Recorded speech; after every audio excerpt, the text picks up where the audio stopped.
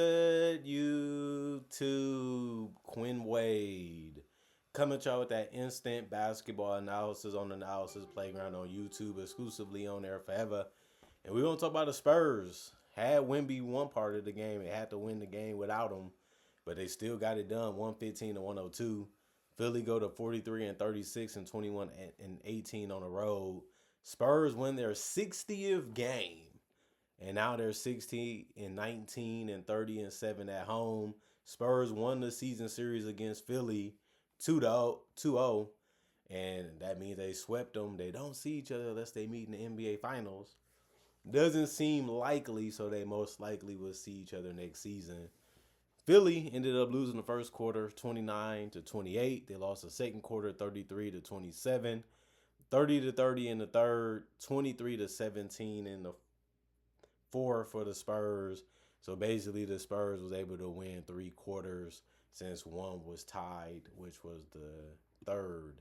Paul George, 38 minutes. He's been hot, but not so much in this one. He went 5 of 15 from the field, had hard time scoring on the perimeter and interior defense of the Spurs. They have a lot of wings and a lot of guys they can throw at him.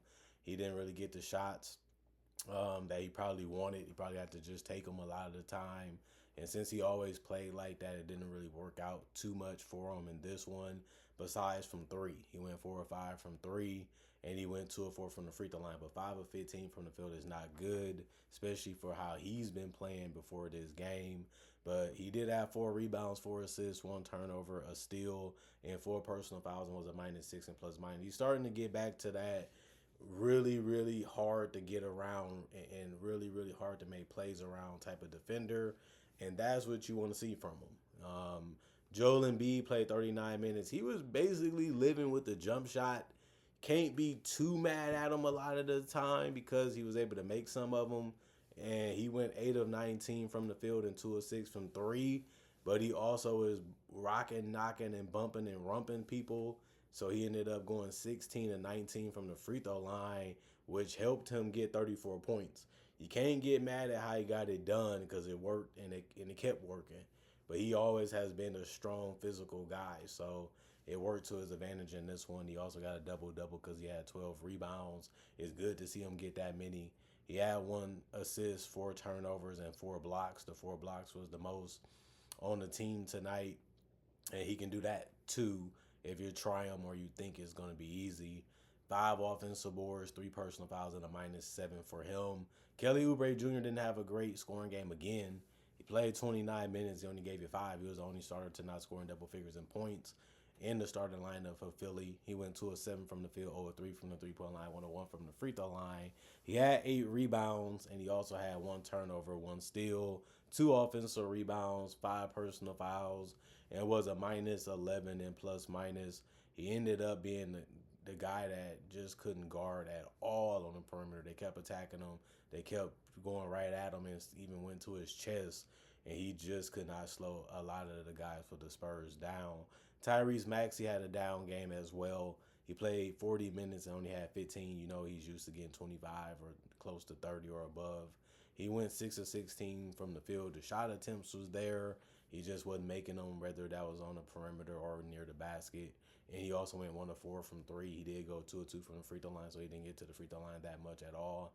But he did have 8 assists. That probably was one of the other things he did a good job of just finding guys. Like, I know you got to look. I know you want the ball. Let me just give it to you because you're playing a little bit better than me tonight. That's how it seemed like he was playing. He had 4 turnovers, 1 offensive rebound, 2 personal fouls, was a -15 and plus minus. VJ Edge gone. 41 minutes ended up being the most on the team.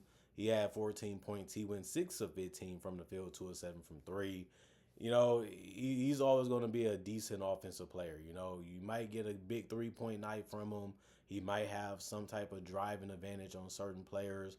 But other than that, he's a limited offensive player. Some of his plays going to work. Some of them just going to be, if you make it, you make it. If you don't, you don't. He's not the greatest shot maker is basically what I'm saying. At this point of his career, he's only a rookie. You just hope he continues to develop and get more confidence in that mid-range, get more confidence in that handle and being able to make shots around the basket while still being able to play off the ball. And that's what we see him being from day one, and he has really just played out a solid rookie season. But it did show you that he has a lot of more room for growth, especially when it comes to scoring the basketball. He did have 8 rebounds, 3 assists, 1 turnover, one still in the block, which means he still had a decent game. He also had 2 offensive rebounds, 3 personal fouls, was a -8 and plus minus. Everybody off the bench scored for the Sixers. Everybody had a rebound in that starting lineup too. Justin Edwards, 5 minutes, 2 points. He went 1 of 2 from the field. His only miss was a three. He got a steal, no personal fouls, and was a -5 and plus minus. Dominic Barlow, 16 minutes. He had 6 points. That was the most off the bench, showing you how much they really favored their starting lineup over their bench. He went 2 of 4 from the field. He missed a three. He went 2 of 2 from the free throw line. He had 8 boards. That was the most off the bench. He also had no turnovers and got 2 steals. That was tied for the most in the game with Paul George. And then he had 5 offensive rebounds, 1 personal foul. That was a 0 and plus minus. Andre Drummond, 9 minutes, 5 points. He went 2 of 4 from the field. He missed his only shot, which was a three. He went 1 of 1 from the free throw line. He had 3 rebounds, 1 assist. And that was actually the most off the bench, and it came from Andre Drummond. Doesn't seem likely, but it happened. No turnovers. Everybody off the bench had no turnovers. That's great. He also had no personal fouls, and he was a -6 and plus minus. Quentin Grimes, he tried to hit the mid-range. He tried to get to the basket. He tried to hit a three. Well, he went 2 of 7 from the field and 1 of 4 from three, so he had a little success, just not enough, because he finished with 5 points and he played 23 minutes, which was the most off the bench. He had 2 boards, no turnovers, 3 personal fouls, and was a -7 and plus minus. You just wanted him to have a bigger night, or you wanted him to make more shots. Didn't happen in this one. And then the Spurs, they ended up playing some really good, sturdy defense. They really did a good job of moving the ball. They did a good job of getting it on their own, too, throughout the game. Julian Champagnie was in them corners. 7 minutes, 3 of 6 though from the field, 1 of 4 from three. He did get 9 rebounds, which was needed, and that was really good to see. He's been doing a good job on the glass. He had 2 assists, no turnovers, 2 offensive rebounds, 1 personal foul, and was a +12 and plus minus. Victor Wembanyama, although he didn't play much, which was 16 minutes because he got injured by Paul George running into him, he just didn't feel right after that. He did make a three when he came back in the game, though. He went and got shot 7 of 11 from the field, 1 of 3 from the three-point line, 2 of 4 from the free throw line. He had 5 rebounds, 1 assist, 2 turnovers, 2 personal fouls, and was a +7 and plus minus. All I can say is get well, get healthy, and hopefully he can come back in full strength, because the injury didn't seem that severe, but you never really know. He knows more than we do. De'Aaron Fox, 27 minutes, 13 points. He went 6 of 12 from the field, 1 of 5 from three. You just wanted him to make more threes, and he also went 0 of 2 from the free throw line. Making those would have helped too. But not the worst game. He had 4 assists. He had 2 steals. He had a block, 3 turnovers, 2 personal fouls, and was a +15 and plus minus. So he still had some success. He didn't shoot the ball terrible from the field. He attacked the basket. He knew how to get out of tough situation, even though he did turn the ball over a couple times.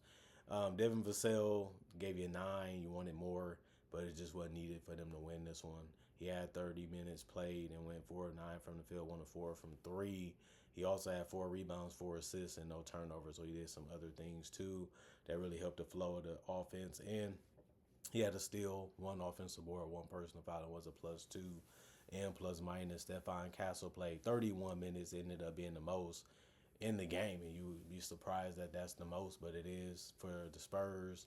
19 points is game high also for the Spurs. He hit a three. He was able to attack the basket. He was able to be really, really good at going at people. It ended up helping him go 6 of 6 from the free throw line. He went 6 of 13 from the field. He finished with a triple-double because he had 10 rebounds and 13 assists.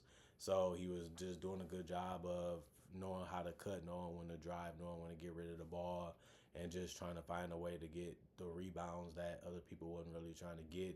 And that's something that you do have to do at a high level, and he was able to find his way to the glass and to the boards when it was needed. He had 2 turnovers, 2 steals, and 4 personal fouls, and was a +9 and plus minus. Everybody off the Spurs bench ended up scoring. Harrison Barnes ended up attacking the basket and making the layup. Other than that, he missed his other shots, which was threes. He finished 0 of 2 from three, 1 of 3 from the field. He had 1 rebound, no turnovers.